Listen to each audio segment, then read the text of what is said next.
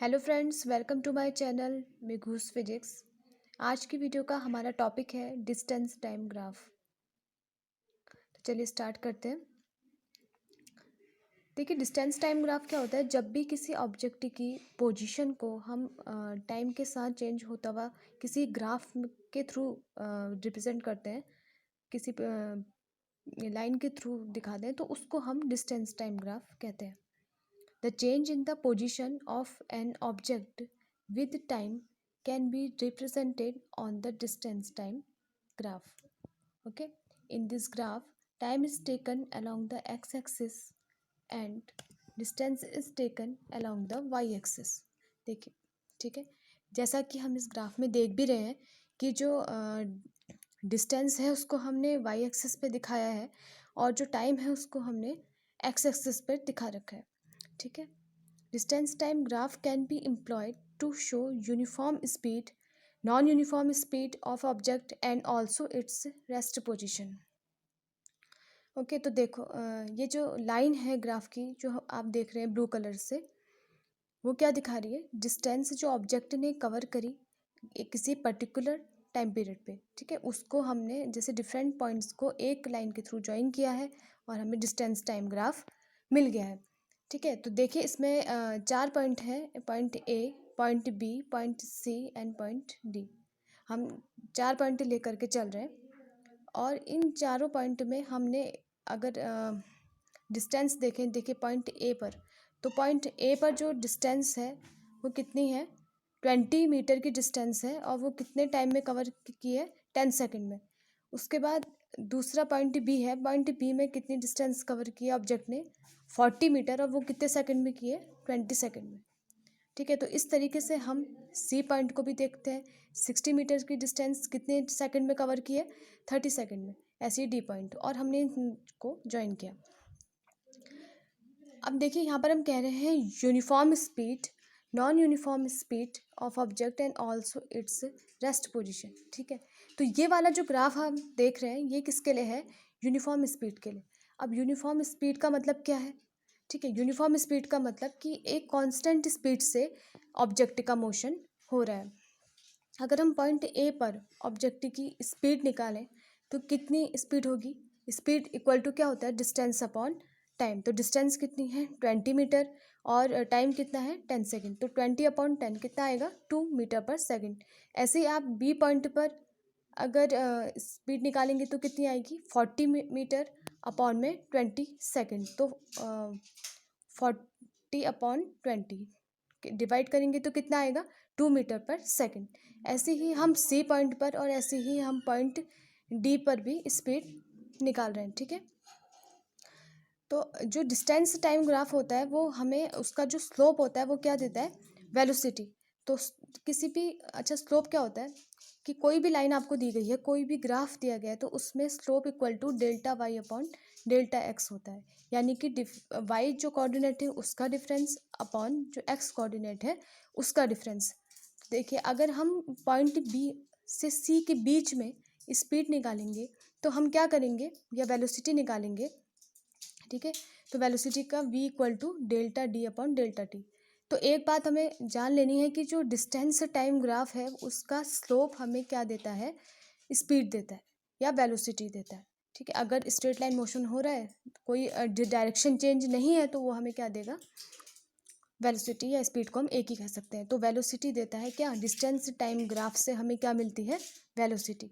और वेलोसिटी उसका स्लोप होती है उस ग्राफ का, v equal to delta D upon delta T. तो देखिए यहाँ पर हमने 2 पॉइंट लिए हैं, पॉइंट बी और पॉइंट सी। तो पॉइंट बी के जो कोऑर्डिनेट है वो है d1 टाइम और d1 डिस्टेंस। ऐसे ही पॉइंट सी के जो कोऑर्डिनेट है वो है d2 time and d2 distance. तो वेलोसिटी यहाँ से निकल के आ गई v equal to d2 minus d1। Delta D का मतलब क्या है? डिस्टेंस वाले कोऑर्डिनेट का अंतर अपॉन में टाइम वाले कोऑर्डिनेट का डिफरेंस। हमने वैल्यू पुट कर दी, डी2 की 60, ऐसी डी1 की 40, ऐसी टी1 एंड टी2 की, और हमें 2 मीटर पर सेकंड मिल गई।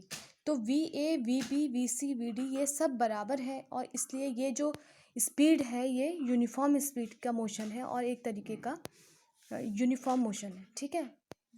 ये इसमें ऑब्जेक्ट की स्पीड पूरे मोशन के थ्रू आउट कांस्टेंट बनी है, यूनिफॉर्म बनी है, इसलिए हम ऐसे मोशन को यूनिफॉर्म मोशन कहेंगे और ऐसी स्पीड वाले ग्राफ को यूनिफॉर्म स्पीड वाला ग्राफ कहेंगे, ठीक है। तो डिस्टेंस टाइम ग्राफ में हमने इतना देखा अभी तक कि डिस्टेंस टाइम ग्राफ से हम वेलोसिटी निकालते हैं। जो डिस्टेंस टाइम ग्राफ का जो स्लोप होता है वो हमें वेलोसिटी देता है। अब अगला हम देखते हैं कि ये जो था यूनिफॉर्म स्पीड या यूनिफॉर्म वेलोसिटी को ये ग्राफ दिखा रहा था, क्योंकि इस ग्राफ की किसी भी पॉइंट पर वेलोसिटी जो है वो सेम रह रही थी, कांस्टेंट रह रही थी। अगर आप कोई पॉइंट बीच पे और मान लीजिए, देखिए यहाँ पर अगर आप कोई और पॉइंट ई मान लेंगे तो ई पॉइंट पर भी अगर आप यहाँ से 30 और यहाँ से देखिए 15 और यहाँ से कितना 30, यहाँ पर भी 30 अपॉन, अगर आप यहाँ पर वी ई निकालें वेलोसिटी कि कौन से पॉइंट पर, ई पॉइंट पर, तो 30/15 और ये भी कितने आ जाएगी 2 मीटर पर सेकेंड। तो इसीलिए ये ग्राफ जो है वो यूनिफॉर्म स्पीड को दिखा रहा है, क्योंकि हर एक पॉइंट पे स्पीड जो है वो 2 मीटर पर सेकेंड ही है, कांस्टेंट है। तो अब हम जो दूसरा ग्राफ देखेंगे वो देखेंगे नॉन यूनिफॉर्म स्पीड के लिए। देखिए ये जो दूसरा वाला हम ग्राफ देख रहे हैं जिसमें कि हम डिस्टेंस और टाइम के बीच में एक ग्राफ है और ये नॉन यूनिफॉर्म मोशन को दिखा रहा है। अब नॉन यूनिफॉर्म मोशन का मतलब क्या है कि जो ऑब्जेक्ट का मोशन है वो उसमें स्पीड जो है वो कांस्टेंट नहीं है, ठीक है। देख रही यहाँ पर स्पीड इंक्रीज कर रही है, उसके बाद थोड़े टाइम के लिए मोशन ऑब्जेक्ट रेस्ट में है और उसके बाद उसकी स्पीड डिक्रीज कर रही है और यहाँ जाके वो स्टॉप हो जा रहा है, ठीक है। तो कांस्टेंट स्पीड से मोशन नहीं हो रहा है, ठीक है, स्पीड जो है वो वेरी कर रही है, इसलिए हम ऐसे मोशन को नॉन यूनिफॉर्म मोशन या नॉन यूनिफॉर्म स्पीड कहेंगे, ठीक है। तो distance time graph showing non uniform speed of the object.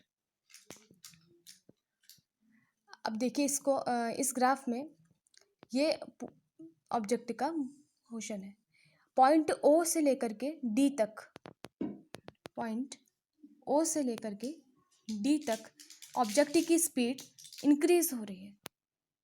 क्यों कह रहे हैं हम, क्योंकि हमने पॉइंट ए पर स्पीड निकाली।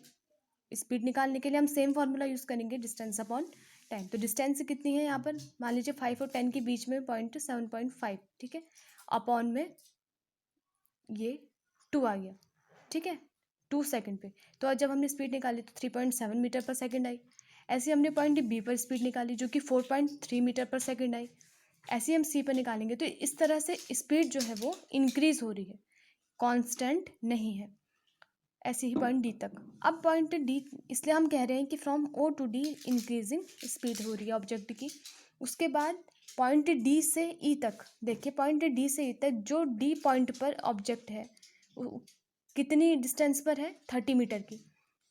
2 सेकंड बीत जाते हैं 8 से 10, तो 10 सेकंड पर भी वो कितनी डिस्टेंस पे है, 30 में। इसका मतलब वो मूव नहीं किया, और मूव नहीं किया तो उसका मोशन कैसा हुआ, रेस्ट पे हुआ, ठीक है। उसके बाद पॉइंट ई से उसकी स्पीड, मतलब 1-2 सेकंड के लिए वो हल्का सा रेस्ट में आया और उसकी स्पीड फिर डिक्रीज होने लग गई और डिक्रीज होते होते वो उसका मोशन फाइनली स्टॉप हो गया, ठीक है। तो ये हम देख रहे हैं। तो इस तरीके का जो मोशन होता है वो क्या होता है, नॉन यूनिफॉर्म मोशन होता है। तो डिस्टेंस टाइम ग्राफ से हमें क्या मिलता है, स्पीड मिलती है। डिस्टेंस टाइम ग्राफ किसी ऑब्जेक्ट के यूनिफॉर्म मोशन को भी दिखा सकता है, जैसा कि हमने प्रीवियस ग्राफ में देखा था एक स्ट्रेट लाइन के थ्रू, और नॉन यूनिफॉर्म मोशन को भी दिखा सकता है। यूनिफॉर्म मोशन में जो स्पीड होगी ऑब्जेक्ट की वो थ्रू आउट कॉन्स्टेंट रहेगी, यूनिफॉर्म रहेगी, और नॉन यूनिफॉर्म मोशन में स्पीड या तो इंक्रीज होगी या फिर डिक्रीज होगी। तो आज की वीडियो में हमने डिस्टेंस टाइम ग्राफ को समझा, और नेक्स्ट वीडियो में हम वेलोसिटी टाइम ग्राफ के बारे में डिस्कस करेंगे। अगर आपको वीडियो पसंद आई हो तो प्लीज़ वीडियो को लाइक कर दीजिए, चैनल को सब्सक्राइब कर दीजिए। Thank you.